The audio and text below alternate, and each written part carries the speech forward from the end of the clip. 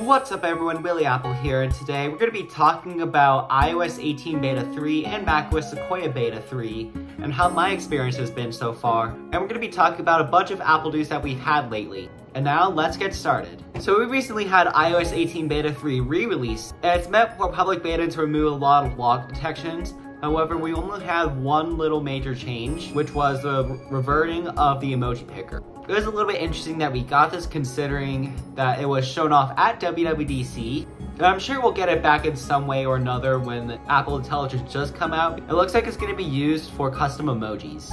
And I wouldn't be surprised if we get it again in Beta 4, maybe Beta 5. They probably just found one major issue for the public beta and decided, let's just revert it and bring it back into a future beta. And we also got that same change inside of macOS as well. And that's basically what changed inside of the re-releases, just a new emoji picker, they reverted it back.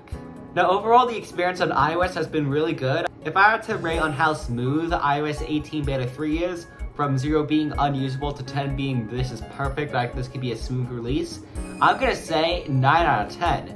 Everything has been going really well, and I cannot wait for future betas to see how much this will improve. Who knows, maybe iOS 18 will be the smoothest ever. Because Apple has been doing a really good job of quality control lately. Especially with iOS 17, that was like near perfect. iOS 18, I cannot tell the difference between performance in iOS 18 Beta 1 and iOS 17 smooth release. So that's a good sign for things to come. However, going to macOS, I had a kernel panic, and I had a couple of them. And specifically, it was doing some pretty intense tasks.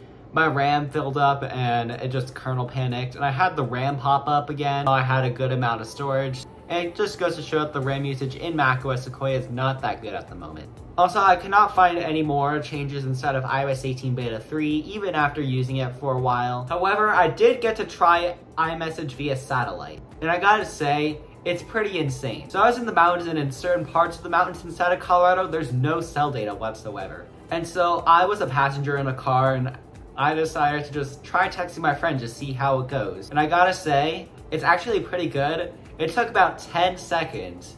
And keep in mind, it recommends that you stay outside and stay perfectly still. But I was just holding my phone around and like moving it to the direction of the satellite on the top. And each message took about 10 seconds to like send, and then 10 seconds to receive content like tapbacks. I did notice that there were no image supports and like no iMessage stickers. It was purely just text and reactions. And I would say it's pretty reliable. I'm sure it would be a lot faster if you were not in a moving car, but yeah. And unfortunately, I know this is not going to be free in the future, but it was free at least for now. Now, something interesting that we got just today as I'm filming this video is that we got an update to the Apple Maps app. So if you remember the Super Bowl, if you're an American, we got an update to the stadium where they would show an Easter egg that said Apple Music Showtime or Apple Music Live. I forget what it's called, but it was for the halftime show. And we got something similar for the Olympics. So even though I don't think Apple has anything to do with the Olympics, it looks like a couple of places that the Olympics will be held has gotten updated with 3D landmarks.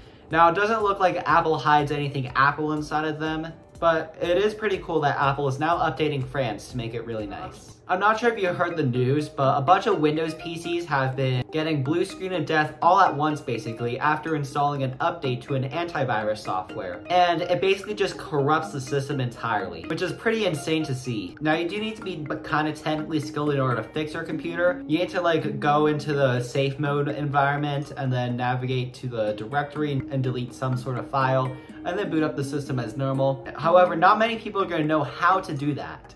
And it's just gonna cause a blue screen of death and maybe show the error again, which is kind of unfortunate. And coming from a macOS software developer, I don't think causing a blue screen of death like that is even possible. Now, our equivalent is kernel panics, but still. Now let's talk about the iPhone 16. A couple of analysts are saying that Apple may be too optimistic about the sales of the iPhone 16. They're thinking that it's gonna be about the same as the iPhone 15, and they're actually going to produce less units, so expect it to be really hard to get an iPhone 16 at launch. I don't think it was too hard to get an iPhone 15 at launch, it might be a little bit harder to get an iPhone 16. Apple is saying that they are expecting 87 million units for the iPhone 16 in 2024, not 2025 when the device is still going to be sold, just 2024. And while Apple thinks that Apple Intelligence will boost sales, it's probably not going to be a whole lot, because apparently there are going to be a couple of Apple Intelligence features exclusive to the iPhone 16.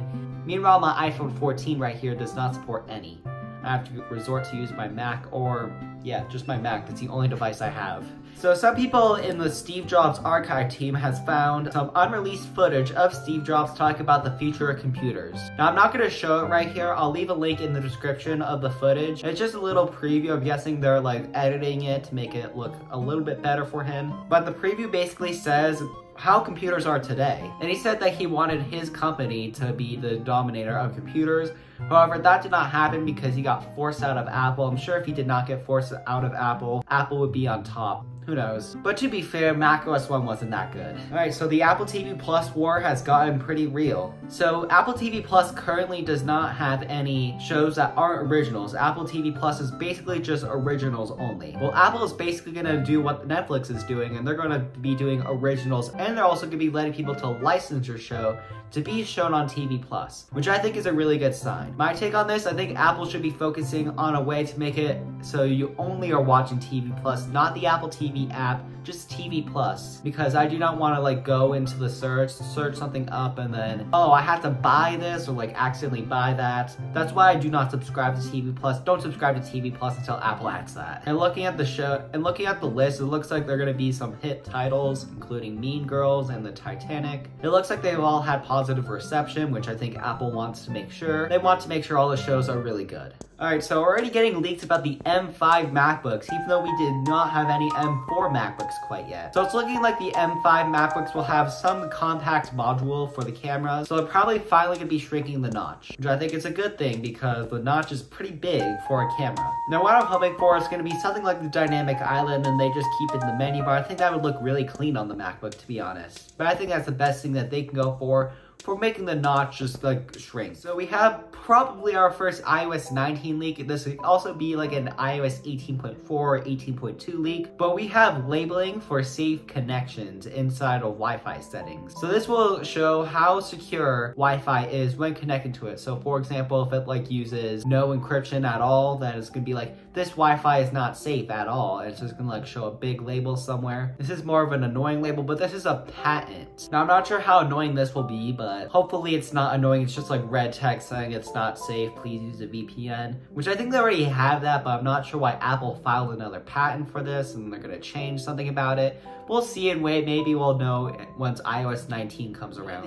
If you live in any of these states, you basically do not have any taxes when buying an Apple product from now until August 11th. And the states are Alabama, Arkansas, Florida, Massachusetts, Missouri, Ohio, Tennessee, and West Virginia. And you can get a Vision Pro pretty much tax-free and like other Apple products. I think it varies from state to state, but apparently in Florida, you just need to spend $1,500 on an Apple product and you get it completely tax-free. So if you're looking to buy a new Apple product, like an expensive one, I think this is the time to get it. Just make sure a new Apple product is not coming out. Like if you're getting a new iPhone, hold off for a couple more months. New Apple Watch, hold off for a couple more months. iPad mini, hold off for a couple months. And like basic iPad, hold off a couple months. Because those are the devices that I expect will be getting revamped this year. Alright, so Apple has been accused of using YouTube captions. Who knows, maybe Apple's using the subtitles of this video for training their new AI language model. However, Apple has come out and said that they are using this for research and purely research. So I think that the use for Apple is a little more moral since they're just using this for research to see how they can make some better AI features in the future, but other companies like Nvidia and Salesforce also have access to this data leak. And I went ahead to look to see if any of my videos are being used, and nope, they are not. And then I searched up Mr. Beast and only a couple of his videos, so I think you gotta be kind of